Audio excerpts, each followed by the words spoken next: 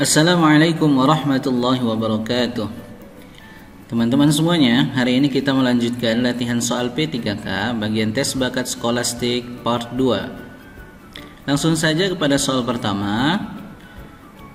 Toko berhubungan dengan titik-titik sebagaimana titik-titik berhubungan dengan ikan. Nah, di sini yang pertama disebutkan toko, kemudian akhirnya dengan ikan.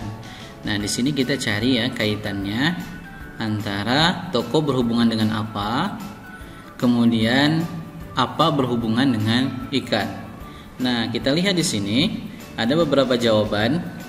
A. Kasir dengan akuarium. B. Pembeli cacing.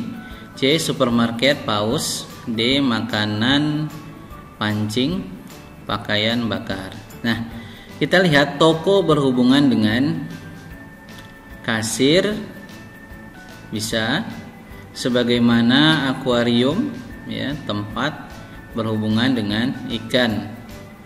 Oke, nomor A bisa. Kalau B, toko berhubungan dengan pembeli. Oke, bisa juga. Sebagaimana cacing berhubungan dengan ikan. Tidak ya, tidak semua ikan makan cacing. Supermarket paus tidak juga. Toko berhubungan dengan makanan, tidak semua toko isinya makanan, tidak. Kemudian E. Pakaian, kemudian bakar berhubungan dengan ikan, tidak. Berarti jawaban yang paling tepat adalah A. Toko berhubungan dengan kasir sebagaimana akuarium berhubungan dengan ikan. Lanjut. Menguap berhubungan dengan titik-titik sebagaimana titik-titik berhubungan dengan sakit. Nah, kita lihat di sini. Menguap berhubungan dengan apa? Biasanya kalau menguap itu berhubungan dengan apa? Mengantuk ya. Kalau apa yang berhubungan dengan sakit? Nah, demam ya. Demam itu gejala sebelum sakit. Berarti menguap berhubungan dengan ngantuk. Kemudian demam berhubungan dengan sakit. Jadi jawabannya C ya. Kemudian nomor 3, platina logam sama dengan metana. Nah, metana ini apa? Gas ya. Jadi jawabannya E. 4. Barometer titik 2 Torricelli sama dengan apa? Iya, C. Penicillin titik 2 Fleming. Nomor 5, Sangkuriang titik 2 Sunda sama dengan, nah Sangkuriang ini legenda Sunda ya. Nah, kalau gitu kita cari legendanya mana yang paling tepat. Kita lihat di sini A, ada B, C, D dan E. Nah, kita lihat legenda daerah di sini C ya, Maling Kundang dari Sumatera Barat. Kemudian semua guru berangkat ke sekolah pada pagi hari dan pulang pada petang hari. Sebagian orang lulusan Fakultas Keguruan dan Ilmu Pendidikan berprofesi sebagai guru. Oni adalah lulusan Fakultas Ilmu Pendidikan Universitas Tanjung Pura Pontianak. Oni berangkat kerja di pagi hari dan pulang pada petang hari. Nah, kita lihat di sini pernyataan yang tepat. A, B, C, D, dan E. Yang mana yang paling tepat? Jawabannya adalah C ya. Oni adalah guru. Karena tadi disebutkan semua guru berangkat ke sekolah pada pagi hari dan pada petang hari. Oni adalah lulusan Universitas Tanjung Pura Pontianak sama ya. Dan Oni berangkat kerja di pagi hari dan pulang kerja pada hari-hari. Berarti Oni adalah guru karena guru yang pergi pagi pulang petang hari. Lanjut nomor 7. Semua negara termasuk dalam 10 negara yang paling bahagia di dunia versi World Happiness Report mempunyai pendapatan per kapita yang besar dan tingkatan korupsi yang rendah. Denmark termasuk dalam 10 negara paling berbahagia di dunia versi World Happiness Report. Nah, pernyataan yang tepat di sini adalah kita lihat di sini 10 negara bahagia. Denmark termasuk dari satu negara dari 10 negara tersebut. Maka yang paling tepat pernyataan di sini adalah B ya. Denmark mempunyai pendapatan per kapita yang besar dan tingkat korupsi yang rendah. Makanya dia termasuk negara paling bahagia. Kalau A, Denmark tidak masuk, salah karena pernyataannya dia masuk. Yang C, Denmark mempunyai tingkat korupsi dan pendapatan kapita rendah, salah juga ya. Yang paling cepat itu B. Kemudian nomor 8, suatu proyek pembangunan terdiri atas beberapa jenis proyek kecil, yakni proyek A, B, C, D, E, dan F. Proyek kecil ini berkaitan satu sama lain sehingga tiap jenis pekerjaan diatur sebagai berikut. Proyek B hanya boleh dikerjakan bersama proyek C. Proyek A boleh dikerjakan bersama proyek E.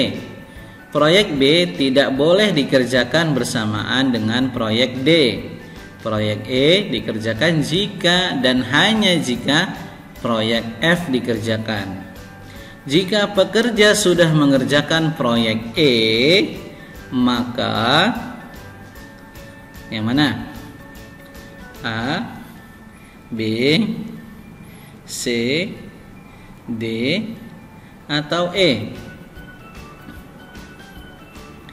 Nah, kita lihat di sini, jika pekerja sudah mengerjakan proyek E, proyek E dikerjakan jika dan hanya jika proyek F dikerjakan. Ya, proyek B, proyek A boleh dikerjakan bersama proyek E.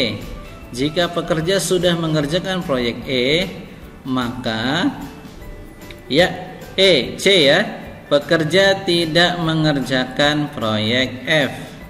Pekerja tidak mengerjakan proyek F. Maka jawabannya C, pekerja tidak mengerjakan proyek F.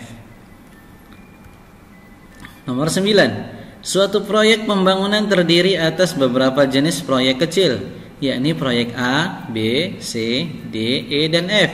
Proyek kecil ini berkaitan satu sama lain sehingga tiap jenis pekerjaan diatur sebagai berikut. Proyek B hanya boleh dikerjakan bersama proyek C. Proyek A boleh dikerjakan bersama proyek E. Proyek B tidak boleh dikerjakan bersamaan dengan proyek D. Proyek E dikerjakan jika dan hanya jika proyek F dikerjakan. Jika proyek A dan D, jika proyek A dan D dikerjakan, maka yang pasti tidak dikerjakan adalah proyek mana? Nah, kita lihat di sini proyek B hanya boleh dikerjakan bersamaan proyek C, oke. Proyek A boleh dikerjakan bersama E, ya. Proyek B tidak boleh dikerjakan bersamaan dengan D. Proyek E dikerjakan dan hanya jika proyek F dikerjakan. Nah, yang paling logis di sini adalah jawabannya A ya, proyek B. Karena apa? Karena proyek B hanya boleh dikerjakan bersamaan proyek C. Jika proyek A dan D dikerjakan, maka yang pasti tidak dikerjakan adalah proyek B. Suatu proyek pembangunan terdiri atas beberapa jenis proyek kecil, yakni proyek A, B, C, D, dan F. Proyek kecil ini berkaitan satu sama lain sehingga tiap jenis pekerjaan diatur sebagai berikut. Proyek B hanya boleh dikerjakan bersama proyek C. Proyek A boleh dikerjakan bersama proyek E. Proyek B tidak boleh dikerjakan bersamaan dengan proyek D. Proyek E dikerjakan jika dan hanya jika proyek F dikerjakan. Jika minggu kedua, pekerja wajib mengerjakan proyek F dan tidak boleh mengerjakan proyek C, maka jika minggu kedua pekerja wajib mengerjakan proyek F dan tidak boleh mengerjakan proyek C, maka jawaban yang paling tepat adalah ya B ya, pekerja tidak mengerjakan proyek B. Karena apa? Karena proyek B hanya boleh dikerjakan bersamaan proyek C ya, sedangkan tadi tidak boleh mengerjakan proyek C. Nah, lanjut ke soal 11. Gambar yang cocok untuk selanjutnya adalah, kita lihat yang pertama di sini hitamnya di sini, kemudian naik ke atas, ke kanan dan ke bawah. Ya. Maka berarti posisi selanjutnya yang hitamnya itu berada di sini. Kita lihat yang hitamnya ada di sini, ada ini. Berarti ini eliminasi ya. Kemudian kita lihat dalamnya 2, 3, 4, 5, 6. Berarti harus 6 ya. Tidak boleh ke samping, dia tegak lurus seperti ini. Maka jawabannya adalah iya, yang ini ya. Ini 6 dan hitamnya di sini. Lanjut.